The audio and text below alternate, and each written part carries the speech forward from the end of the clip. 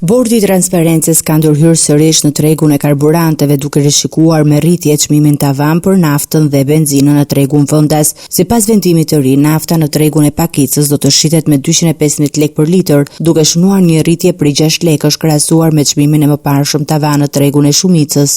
Nafta është vendosur në 203 lekë për litër, edhe benzina ka psuar rritje duke u shitur në tregun e pakicës me 178 lekë për litër nga 175 lekë që ishte më parë. Në tregun e shumicës, çmimi i saj është përcaktuar në 166 lekë për litër. Sipas Bordit të Transparencës, këto çmime do të jenë në fuqi deri në një vendim të ri dhe përcaktohen në bazë të lëvizjes në bursat ndërkombëtare të energjisë. Institucioni sqaron se rritja e fundit lidhet dhe me zhvillimet në tregjet globale, ku pas raportimeve për dështimin e raundit të parë të negociatave mes Shteteve të Bashkuara dhe Iranit, çmimet e naftës kanë reflektuar rritje. Ndërkohë, me vendosjen e këtij tavani të ri, nuk aplikohet zbritja e aksizës, e cila sipas aktit normativ të qeverisë ulet në 20% vetëm në rastet kur çmimi i tavanit naftës të kalon 220 lekë për litër në tregun e pakicës.